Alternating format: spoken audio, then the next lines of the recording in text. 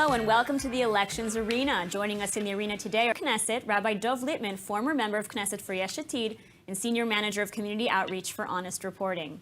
Rabbi Lipman, can you give us a brief overview of what's going to come in the next couple of weeks? Absolutely. All we have right now is 120 members of Knesset. That's the election results given us. In order to form government, one of those 120 has to find a way to find 61 seats, a majority in the Knesset, to surround him in a governing coalition.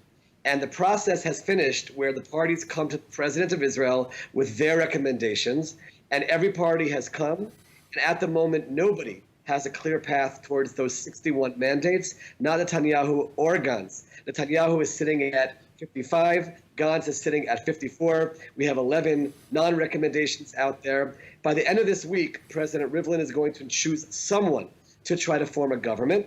As far as all people can tell, that will be Netanyahu. Netanyahu has already said today, or hinted to the fact, that he won't take the full 28 days that he usually has to try to form a government, but he'll quickly come back to the president and say, I don't have the 61, and try to put the onus onto Gantz.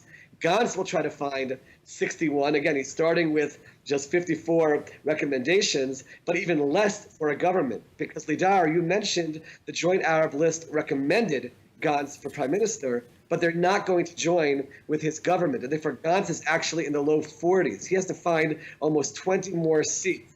He's probably not going to find that from the Likud-led right-wing bloc, and therefore we'll be back to a stalemate again. And at that point, anything is open, with the possibility of us even heading to another election because no one succeeded in the coming months in forming a government.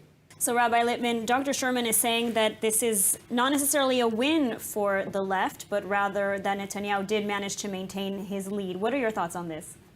Many would strongly disagree, and I'm not taking sides in this discussion, but many would say that Netanyahu started this election at 35 seats with Likud. He added the 4 seats of Moshe Kahlon's Kulanu party. That should take him, in theory, to 39. He joined in Moshe Feiglin's Zehut party with a few seats, and that should take him over 40, and this party only won 31 seats, and therefore there was no clear statement in support of Netanyahu. In fact, many would say it was a loss. And by the way, it's not just me saying that. I'm here in the Knesset today, and you hear the talk and the noises in the Likud party where they realize that this was a setback. That's why Likud is even considering, they've called for a unity government with Gantz. There are even voices in Likud saying, let's give Gantz the first time in a rotation if we do a rotation of Gantz and Netanyahu. You wouldn't hear that kind of talk if it was a clear victory for Likud. However, they do still feel they're in the best place to try to form the coalition. I would agree with Dr. Sherman that the wild card here is certainly Lieberman, and it could be that if we're on the cusp of a third election, perhaps something can be worked out, bridge the gap between Lieberman and the ultra-Orthodox parties, and maybe that's the way to pave a way forward. The other possibility is the president tonight is sitting with Gantz and Netanyahu together. Perhaps the requirement or the demand that Gantz has made that Netanyahu step down because of his legal issues, maybe they'll find a way to bridge the gap and say, let's start working together. And if there's an indictment, perhaps it changes, or we have to see exactly what happens after the Prime Minister's hearing. But there's no doubt that from all sides, we are hearing that there has to be some kind of a breakthrough. But for that breakthrough to happen, people have to come off the trees which they climbed up to and also renege somewhat on election promises. That's not a first time in Israel for that to happen, and people will say, because of emergency circumstances, we had no choice but to do X, Y, or Z to make sure that we don't go to a third election. Lipman, Dr. Sherman is saying that we should disqualify the Arab parties from the Knesset. The law says that, not me. So I think that a large consensus in Israel would agree with that. And I want to clarify, because people are watching and might misunderstand. No one is saying disqualify Arabs from being part of the Knesset or running for the Knesset. Right. In fact, Prime Minister Netanyahu himself said, and other representatives have said, we would welcome Arab ministers in our government.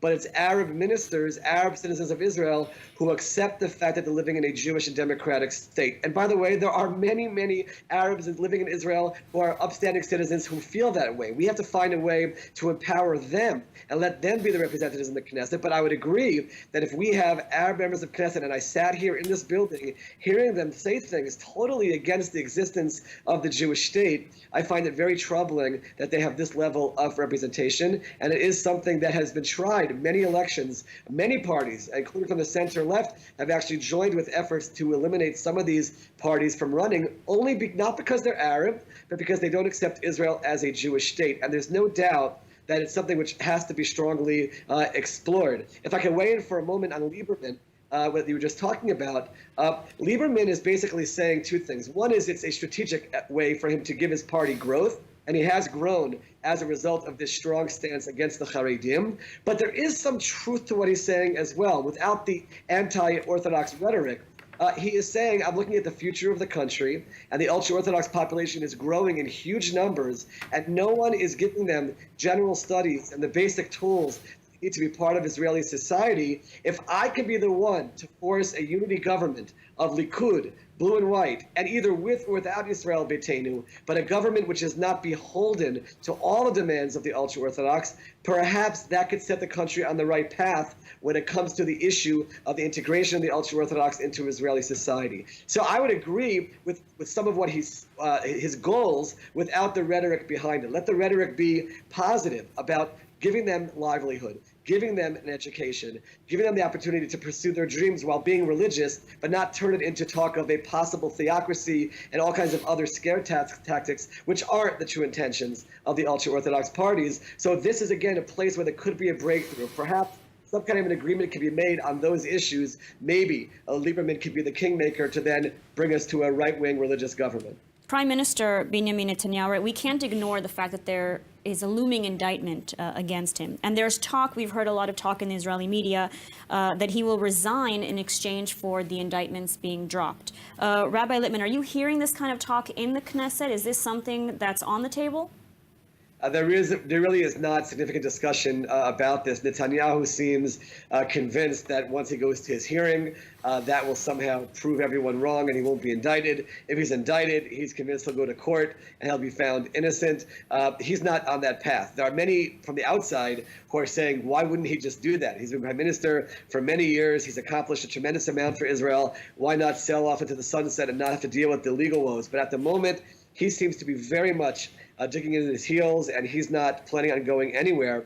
Today, there was even talk of him saying that after all the recommendations are made and people try to form governments and no one accomplishes it, at that point he'll find a way to swoop in and find a way to break through. He's convinced that he's in this for the long run, and there's no indication at all of him looking for any kind of a plea agreement to try to avoid anything regarding his legal issues. I'd like to thank our guests for joining us and all of you, our viewers, for joining in. And remember to follow us on Facebook at Israel English News, on Twitter at ILTV News, and on our website at iltv.tv. I'm Ladar Gravelazi. Until next time.